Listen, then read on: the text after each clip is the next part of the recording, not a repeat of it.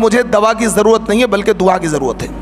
مجھے دوا کی ضرورت نہیں ہے بلکہ مجھے دعا کی ضرورت ہے. میرا آخری وقت آ چکا ہے. اللہ نے جتنا مجھ سے کام لینا تھا اللہ مجھ سے کام لے چکا ہے. اب میں کیا ہوں, اپنے ساتھیوں سے, اپنے دوستوں سے ملنے والا ہوں. اپنے دوستوں سے میری ملاقات ہوگی, لیکن میری ایک آرزو ہے, میری ایک تمنا ہے, اور وہ تمنا یہ ہے کہ میں اللہ کے نبی صلی اللہ علیہ وسلم کے پیروں کے برابر میں دفن ہو جاؤں, اور مجھے آپ کا پڑوس مل جائے, آپ کی برابری, آپ کا قرب مل جائے. اور جاؤ اپنے بیٹے عبداللہ ابن عمر سے کہا کہ جاؤ اما عائشہ رضی اللہ تعالی عنہا سے میرا سلام عرض کرنا, اور یہ کہنا کہ عمر جو ہے آپ سے ایک ریکویسٹ کرنا چاہتا ہے, ایک درخواست کرنا چاہتا ہے. عمر کی آرزو ہے کہ اسے کیا ہے, نبی کا قرب حاصل ہو, نبی کے برابر میں دفن ہونے کی جگہ مل جائے. اگر آپ مرحمت فرما دیں تو یہ آپ کی نوازش ہوگی, میری طرف سے کوئی زبردستی نہیں ہے.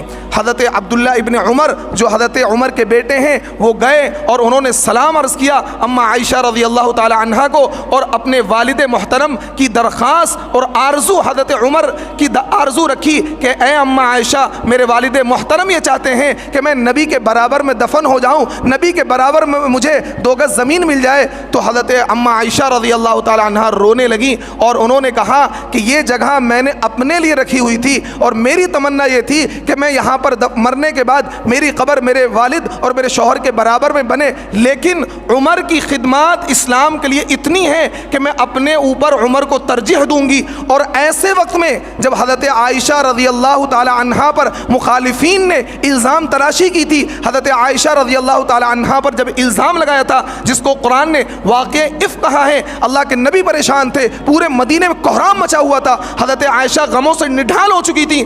اس وقت حضرت عمر رضی اللہ تعالیٰ عنہ نبی کے پاس آئے تھے اور انہوں نے کہا کہ اے اللہ کے نبی, آپ پاک ہیں, آپ کی بیوی پاک ہے, آپ کے نکاح میں کوئی ناپاک عورت نہیں آ سکتی ہے, لہذا حضرت عائشہ بالکل پاک ہیں. یہ جو لوگ الزام تراشی کر رہے ہیں یہ کیا ہے, بہتان ہے, یہ صریح الزام ہے حضرت عائشہ کی شخصیت پر. ھذا بہتان عظیم بعینہ, یہ ورڈ حضرت عمر نے استعمال کیے تھے. اللہ تعالیٰ نے جب قرآن پاک سے آیات نازل کی تو اس میں بھی اللہ نے یہی ورڈ استعمال کیے, ھذا بہتان عظیم ان الذين جاءوا بالافك عصبة منكم لا تحسبوه شرا لكم بل هو خير لكم. حضرت عمر رضی اللہ تعالی عنہ نے زمین پر جو الفاظ استعمال کیے تھے حضرت عائشہ کی پاکی میں, حضرت عائشہ کی براءت میں, حضرت عائشہ کی صفائی میں, بعینہ وہی ورڈ وہی الفاظ اللہ نے قرآن میں نازل کیے اور حضرت عمر کی رائے سے اتفاق کیا. تو حضرت عائشہ کہنے لگی اس مشکل کی گھڑی میں صرف وہ عمر ہیں, وہ شخص ہیں کہ جنہوں نے میرا ساتھ دیا تھا اور جنہوں نے نبی سے آ کر یہ کہا تھا اے نبی علیہ الصلوۃ والسلام, آپ کی بیوی پاک ہیں, اور یہ منافقین اور یہ دشمن آپ کی بیوی پر الزام لگا رہے ہیں, تو میں عمر کو منع نہیں کر سکتی ہوں. اور انہوں نے کہا کہ اگر کوئی اور ہوتا میں منع کر دیتی, لیکن عمر کے اسلام پر بھی احسان ہے, مجھ پر بھی احسان ہے. اور انہوں نے اجازت دے دی اور یہ کہا کہ جاؤ اپنے والد سے کہنا میری طرف سے اجازت ہے, جس دن عمر یہاں دفن ہوں گے اس دن میں اس حجرے کو خالی کر دوں گی, کیونکہ اب عمر میرے لیے غیر محرم ہے. ایک تو میرے والد ہیں اور ایک میرے کیا ہیں, شوہر ہیں. عمر میرے لیے غیر محرم ہے, اب میرے لیے یہاں پر رہنا جائز نہیں ہوگا. اب کیا ہے, ہماری خواتین قبروں پر جاتی ہیں, چادریں چڑھاتی ہیں. دیکھیے قبر حضرت عائشہ رضی اللہ تعالیٰ عنہ نے اس کو فوراً خالی کر دیا کیونکہ اب یہاں پر عمر آ گئے ہیں, اس لیے خواتین کے لیے قبروں پر جانا جائز نہیں ہے, عورتوں کے لیے مزارات پر جانا جائز نہیں ہے. لیکن آج کیا ہے, ایک ریلا اور پیلا ہے, سب جاتے ہیں کیا ہے قبروں پر. اللہ تعالیٰ اس سے ہماری حفاظت فرمائے.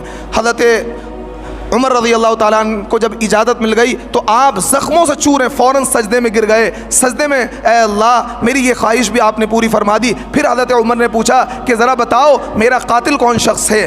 تو حضرت عمر کو بتا کوئی مسلمان تو نہیں ہے.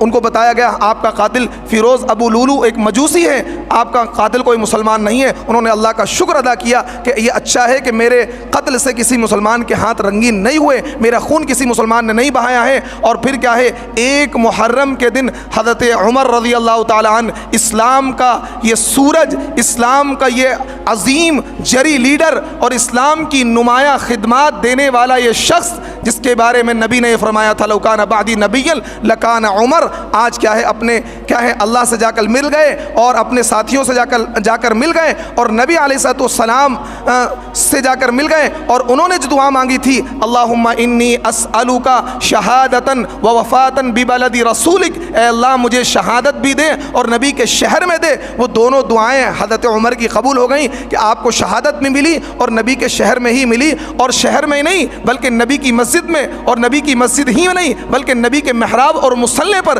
کل قیامت کے دن جب اللہ کی عدالت لگے گی، ہر ایک کی شہادت کی گواہی الگ الگ چیزیں دیں گی۔ حضرت حمزہ کی شہادت کی گواہی احد کا پہاڑ دے گا، حضرت عثمان کی شہادت کی گواہی وہ قرآن دے گا جس پر خون کے قطرات گرے تھے، تو حضرت عمر کی گواہی نبی کا وہ محراب، نبی کا وہ مصلی دے گا کہ میں نبی کے سجدوں کا بھی گواہ ہوں اور میں عمر کے خون کے قطرات کا بھی گواہ ہوں، میں نبی کی صداقت کا بھی گواہ ہوں، اے اللہ میں نبی کی شہادت کا بھی گواہ ہوں۔ تو یہ تھے حضرت عمر جو 1 محرم کو اس دار فانی سے رخصت ہوئے، جس دن اسلامی تاریخ کے اعتبار سے مسلمانوں کے لیے نیا سال شروع ہوتا ہے، وہ حضرت عمر کی شہادت سے شروع ہوتا ہے، اور ہمیں یہ پیغام دیتا ہے کہ شہادت کے رستے پر چلیں گے تو کامیاب ہوں گے۔ اسی وجہ سے علامہ اقبال نے کہا ہے کہ شہادت ہے مقصود و مطلوب مومن، شہادت مطلوب اور مقصود مومن ہے، اس کے علاوہ کوئی چیز نہیں ہے۔ اسی وجہ سے علامہ اقبال نے یہ بھی کہا میری زندگی کا مقصد تیرے دین کی سرفرازی، میں اسی لیے مسلمان، میں اسی لیے نمازی۔